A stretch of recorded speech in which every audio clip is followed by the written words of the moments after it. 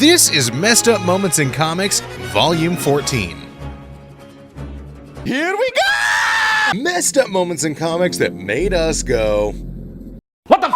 Part 136.5. This is Daken, son of Wolverine. And it goes without saying that he and his 200-year-old dad don't always see eye to eye. But Daken and Wolverine actually started to reconnect. And things were actually looking okay for the father and son duo.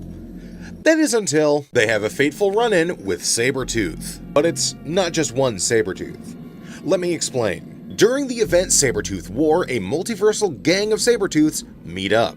And I mean, look, they even have a Captain America version. And unfortunately, they have a fateful run-in with Daken. They end up running into him and, removing him, if you know what I mean. They then take the man and spell Happy Birthday with him. Now, I would show you this, but the last time I did, I got age restricted. But yes, Sabretooth took out Wolverine's son on Logan's birthday. Yeah, but Daken's no stranger to this, as he's already been removed 6 times. Part 137. This is the finale of DC vs. Vampires. And in it, we see that Batgirl and Harley Quinn are captured by Wonder Woman. Meanwhile, Green Arrow, Grifter, and Swamp Thing are causing a prison riot with a bunch of humans who haven't yet been turned into vampires. While all that's going on, Wonder Woman brings Batgirl and Harley Quinn to the Vampire King, who, yes, is Dick Grayson, trying his best to look like a Spirit Halloween ripoff of the Batman Who Laughs. Dick tries to explain himself to Barbara, saying that he doesn't want a war and he wants peace between humans and vampires. But while that's going down, Mary Marvel's working with Steel, Captain Cold,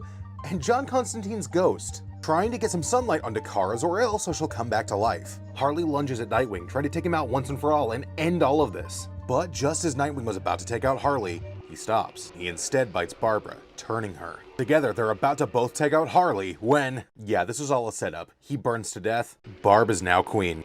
Part 138. This is Batman Fortress issue number 1, in which our story starts off with Gotham in a complete blackout.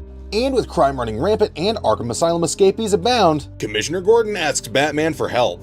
As he grapples his way through the Gotham City skyline, he encounters some looters. And his reaction is exactly what you'd expect from Batman. These places all have insurance.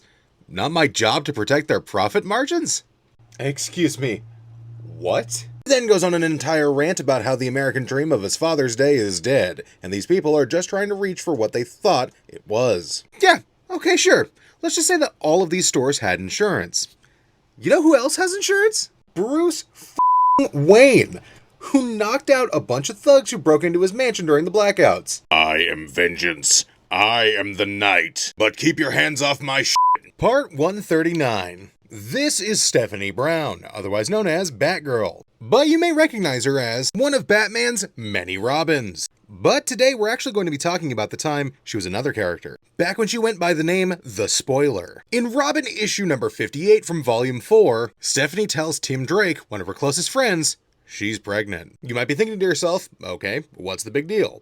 Well, the fact that she's 15 roughly. And if that's not enough, her and her mom meet with a counselor about, let's just say, terminating the pregnancy. She changes her mind and then goes to meet with a wealthy businessman who offers $100,000 if it's a boy. Meanwhile, Tim is trying to tell her, like, this is probably not going to be the best idea to keep the baby. But she tries to make it on her own as a single mom. And is that Jay and Silent Bob? And she ends up having her baby. And I'm sure everything ends up well for Stephanie, right?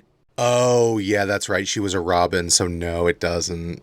Part 140. I recently covered a video about Stephanie Brown's pregnancy. You know, the girl who was once a Robin, then a Batgirl, all after being the Spoiler. Wow, this girl really changes her name more than P. Diddy does, doesn't she? When she revealed to one of her best friends, Tim Drake, that she was pregnant, feels like it should have been a pretty big deal. You know, especially considering the fact that she was somewhere between 15 and 17. Well, a few issues later in Robin issue number 65, we see the resolution of this story, where after daydreaming about what it would be actually like to be a mom, oh, you know, and the fact that she remembers that her dad is a third-rate villain named Cluemaster who would probably try to hurt her kid, she ends up deciding to give the child up for adoption. And in a pretty harsh way. I mean, Tim Drake even asked her if she wants to see the baby, and she was like, nah, that ain't me. So teen mom Stephanie Brown gives up her kid for adoption. Yeah, okay, that's sad, but here's the funny thing. The very first thing she asked Tim Drake to help with was come up with a name. And you want to know what that baby's name is?